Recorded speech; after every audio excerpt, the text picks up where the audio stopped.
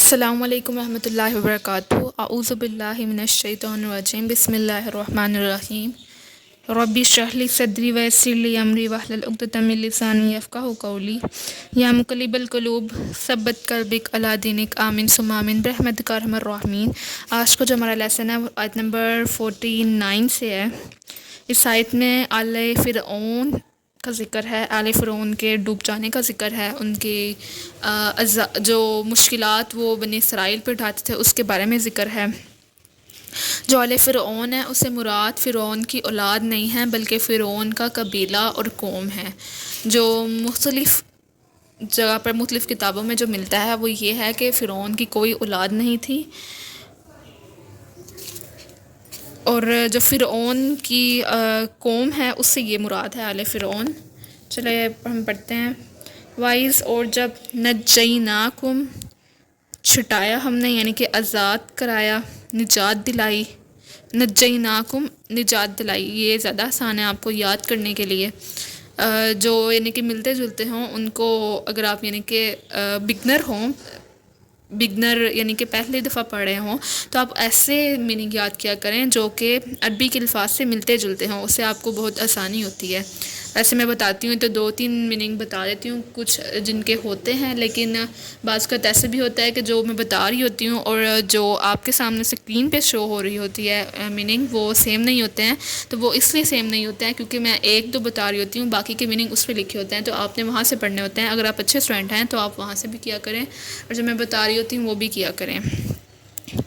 Wise اور جب نجیناکم نجات دلائی تم کو، من سے، آل فرعون فرعون کی قوم سے، یسومونکم پہنچاتے تھے تم کو، سوء برا، عذاب، یذبحون ذبح کرتے تھے، ابناکم تمہارے بیٹوں کو، اور یاد کرو، اب ادھر بنی اسرائیل کو کیا جا رہا ہے مخاطب، کہ یاد کرو جب تمہیں آل فرعون سے، اور یاد کرو جب ہم نے تمہیں آل فرعون سے نجات دی، وَإِذْ نَجَّيْنَاكُم مِّنْ آلِ فِرْعَوْنَ، اور یاد کرو جب ہم نے تمہیں آل فرعون سے نجات دی، یَسُومُونَكُمْ سُوءَ الْعَذَابَ، جو تمہیں سخت عذاب پہنچاتے تھے، یُذَبِّحُونَ أَبْنَاءَكُمْ تمہارے بیٹوں کو ذبح کرتے تھے، وَيَسْتَحْيُونَ اور جیتا رکھتے تھے یعنی کہ زندہ رکھتے تھے، نِسَاءَكُمْ تمہاری بیٹیوں کو، اور تمہاری بیٹیوں کو یعنی عورتوں کو زندہ چھوڑ دیتے تھے، وفی اور نہ بیچ، ذالکم اس کے تمہارے بلاؤن آزمائش تھی، من سے، ربکم تمہارے رب کی طرف سے، عظیم بڑی، اور اس میں تمہارے رب کی طرف سے بڑی بھاری آزمائش تھی۔ اب یہ اس آزمائش کا ذکر کیا جا رہا ہے جو کہ بنی اسرائیل پہ آئی، کہ جو آل فرعون یعنی کہ جو فرعون ان کی اولاد تھی وہ طرح طرح کے بنی اسرائیل پر ظلم کرتی تھی۔ اس میں سے ایک ظلم کا جو اس میں ذکر ہے، کہ اس آیت میں ذکر ہے، وہ یہ کہ بیٹوں کو مار دینا اور بیٹیوں کو زندہ رکھنا۔ یہ ایک خواب کی طرف اشارہ کرتا ہے کہ جو بنی اسرائیل جب اپنے فرعون یعنی کہ آل فرعون کے زمانے میں فرعون نے یہ خواب دیکھا تھا کہ جو فرعون کی حکومت کو تباہ کرے گا وہ ایک لڑکا ہوگا، تو اس میں ایک دن رکھا ہوا تھا کہ اس دن پیدا ہونے والے سب لڑکوں کو قتل کیا جائے گا، اور اس دوسرے دن پیدا ہونے والے سب لڑکوں کو زندہ رکھا جائے گا۔ تو جو حضرت موسیٰ علیہ السلام جس دن پیدا ہوئے تھے وہ قتل کرنے والا دن تھا، لیکن جو حضرت موسیٰ علیہ السلام کو فرعون کی لونڈی، بعض کتابوں میں آتا ہے کہ فرعون کی بیٹی تھی لیکن وہ فرعون کی لونڈی تھی، اس نے حضرت موسیٰ علیہ السلام کو بچایا تھا اور ندی کے دوسرے کنارے بھیج دیا تھا، اور پھر اللہ تعالیٰ کی حکمت ایسی ہوئی کہ فرعون کے گھر میں ہی ان کی پیدائش ہوئی تھی۔ اس واقعے کے ڈیٹیل میں ہم آگے پڑھیں گے، تو اس لیے میں نے بالکل تھوڑا سا ٹچ اپ دیا ہے، اس کو مختصر سا بیان کیا ہے، اور اس سورۃ بقرہ میں بھی بنی اسرائیل کے ان چیزوں کو یعنی کہ ان واقعات کو تھوڑا تھوڑا اس لیے ٹچ دینا ہے، تھوڑا تھوڑا مختصر سا بیان اس لیے کیا جا رہا ہے کیونکہ یہ بنی اسرائیل جو قوم تھی وہ مدینے میں، یعنی کہ مدینے میں صورت نازل ہوئی تھی، اور مدینے کے بنی اسرائیل کو ایک طرف سے مخاطب کیا جا رہا ہے اور بتایا جا رہا ہے کہ تمہارے یہ واقعات تھے، اور جو بنی اسرائیل کے لوگ تھے ان کے لیے یہ واقعات، ان کے بچوں کے لیے، بچہ یعنی کہ ان واقعات کو جانتا ہے بنی اسرائیل کے جو یہودیوں کے بچے ہیں۔ ابھی اگر آپ دیکھیں گے تو یہودیوں کے بچوں کو اتنا علم ہوتا ہے، وہ مسلمانوں کے اتنے خلاف ہیں کہ سوچ بھی نہیں سکتے ہیں، ہم اتنے وہ خلاف ہیں۔ اگر آپ تھوڑے دنوں پہلے ہی دیکھیں تو انہوں نے ایک پروٹیسٹ کیا تھا کہ خیبر واز یور لاسٹ چانس۔ وہ یہ تھا کہ خیبر میں جو لڑائی ہوئی تھی، خیبر کی جو لڑائی تھی، اس میں یہودیوں اور مسلمانوں کا جنگ تھی اور مسلمانوں کو فتح ہوئی تھی۔ تو ان لوگوں نے اس حساب سے ان لوگوں نے وہ کی تھی کہ یہ تم لوگوں کی لاسٹ جنگ تھی جس میں تم لوگوں کو فتح ہوئی۔ یہ وہ ایک حساب سے وارننگ دے رہے تھے کہ اپنی طرف سے، لیکن ہمارے مسلمان کے بچوں کو اور مسلمانوں کو، ایون کہ بڑے بڑے لوگوں کو، بچوں کو تو چھوڑو، بڑے بڑے لوگوں کو خیبر کا پتہ نہیں ہوتا ہے، بچے تو چھوڑ ہی دیں۔ اب جو فرعون تھی، فرعون جو آل فرعون تھی، یعنی کہ فرعون نے اس دن سب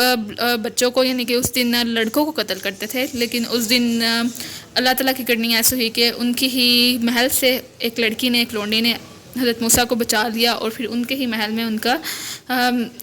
سارا ان کی پیدائش ہوئی، ان کی پرورش ہوئی۔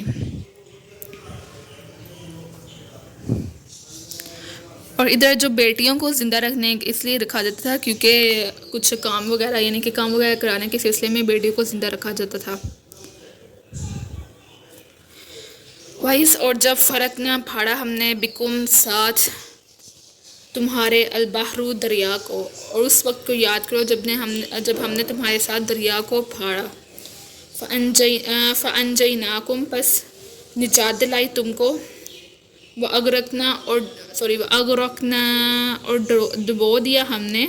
آل فرعون کے لوگوں کو، اور اس وقت کو یاد کرو جب ہم نے تمہارے لیے دریا کو پھاڑا اور تم کو جب ہم نے تمہارے لیے دریا کو پھاڑ دیا اور تم کو اس سے نجات دلائی، اور آل فرعون کو تمہارے دیکھتے ہی دیکھتے، اگر لفظ ہے وانتم اور تم تنظرون دیکھتے تھے، یعنی کہ تمہارے دیکھتے ہی دیکھتے اس کو غرق کر دیا، ان کو غرق کر دیا، ڈبو دیا۔